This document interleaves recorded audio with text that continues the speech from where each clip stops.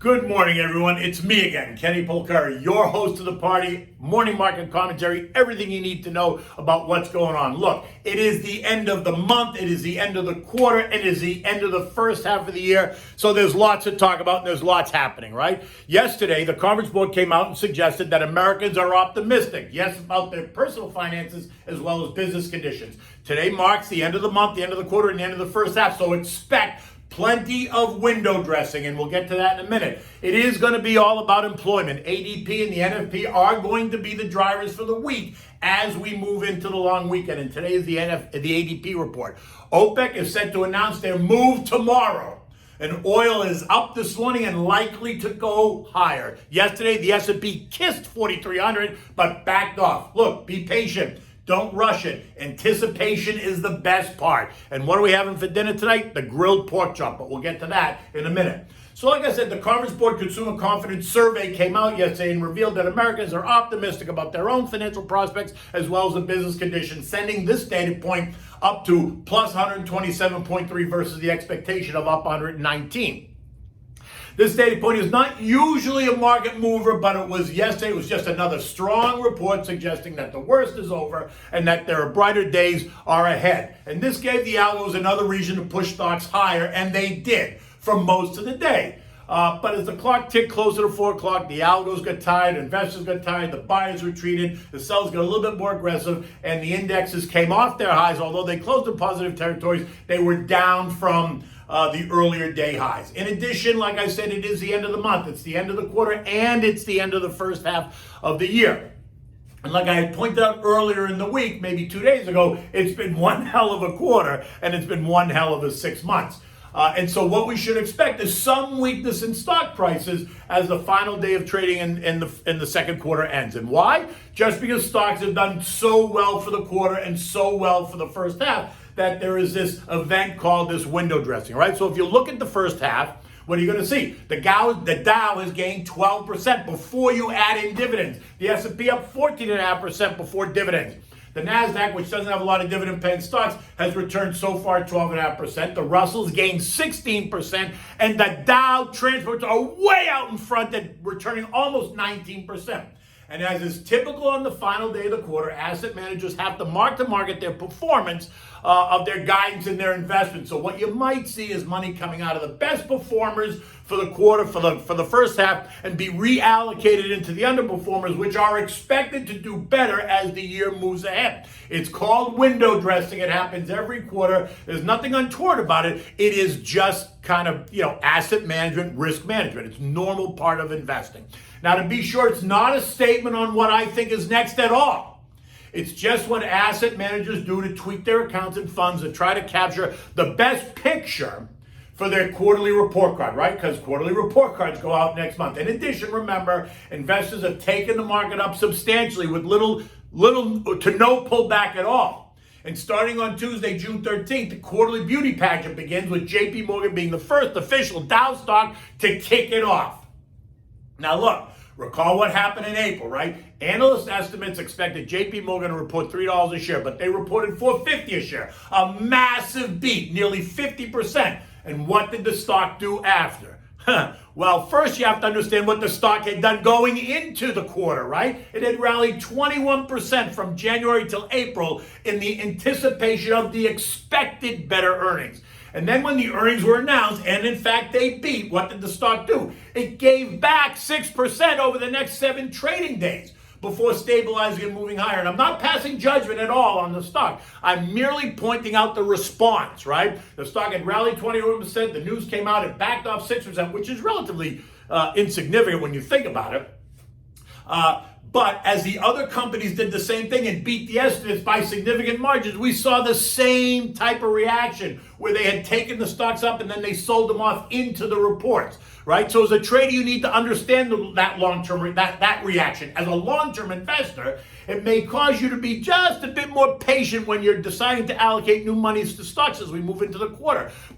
Because buying something on sale is always makes you feel better, right? It's always better when you buy something on sale. So patience is a virtue. And as you know, we are expecting another blowout quarter, right? The key word here is expecting. None of this is going to be a surprise at all.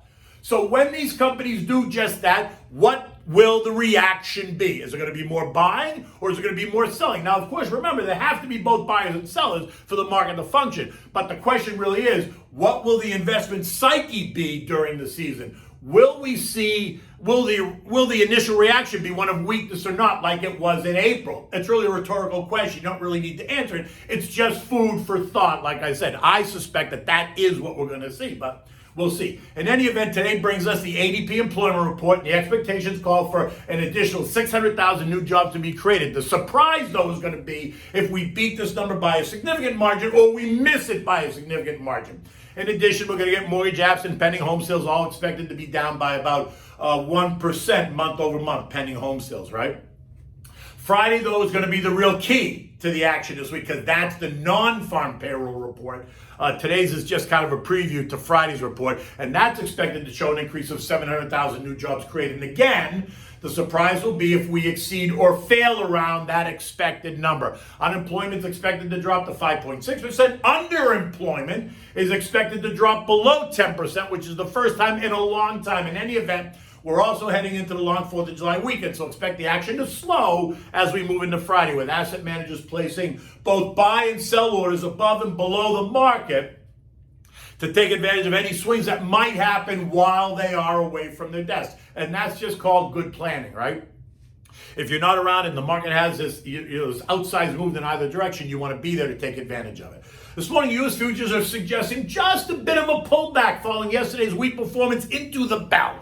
Dow futures this morning were down 45, the S&Ps are down 4, the Nasdaq's down 10, the Russell's off 6. Nothing dramatic at all, yet the tone is a bit weaker, right? And I'm not suggesting that there's going to be broad weakness or the market's going to sell off at all. I'm just detailing that the quarter-end reaction, and I'm highlighting what I see over the next month as we move through the earnings season. And I suspect that you're going to see some volatility and weakness as we move through. Nothing dramatic, but just weakness. Remember, there's not a Fed meeting in July, so the chat is all going to be about what happens in August at the August Fed meeting. And a lot of that is going to depend on what we hear from companies over the next over the next month, as well as what the macro data points reveal. And if they suggest that the inflation is transitory or is it going to start to become more permanent. Look, the most recent data points for me are rising wages and the rising prices to compensate employees who are paying those higher wages. And those wages, higher wages, in my mind, are not transitory at all. Employers don't offer to pay you $25 an hour and then get you in the door and cut your pay to $15 an hour. Doesn't happen. So if those higher wages, which are good for workers, they're going to keep higher prices coming, and higher prices are going to translate into higher rates of inflation, which in my view is a much more permanent side of inflation until, of course, you hit the next big recession, which forces all kinds of layoffs and pullbacks as interest rates rise when the Fed tries to control the pace of inflation by increasing interest rates. But that's not close, right? Let's not worry about it. Powell tells us it's not until mid-2023, while Jimmy Bull and Rafi Bostic tell us it's really mid-2022. So it goes. You have to make the decision on what you think. But the fact is, mid-2022 is now on the table. 10-year treasuries remain at 1.45%. The VIX is still trading at 1686, relatively complacent. Gold is down $5 at 1757 an ounce, while oil continues to move up. It's trading at $73.80 a barrel this morning, and the official OPEC announcement comes tomorrow. Expectations are for the cartel to slowly increase supply by 500,000 barrels a day beginning in August. But don't expect this to put pressure on oil prices at all. Demand is robust. The global economy is strong and the world is still waking up. And even the new lockdowns across parts of Asia and Europe due to the Delta variant of COVID-19 are doing little to hurt demand. The API, the American Petroleum Institute, reported that crude inventories fell by 8.2 million barrels, while OPEC expects demand to rise by 5 million barrels in the second half of 2021. So if you think gas prices are going down, think again. Not happening. European markets are all down about 0.8% across the board as the quarter end. Lots of data points across the region. UK first quarter GDP coming in at negative 1.6%, while business investment fell by nearly 11%. But none of that is a surprise, considering they were in lockdown mode for much of the quarter. Eurozone inflation, though, came in at 1.9%, below the expected 2%, But inflation is expected to spike to 2.5% by year end. Away from that, it's relatively quiet going into their closing bell.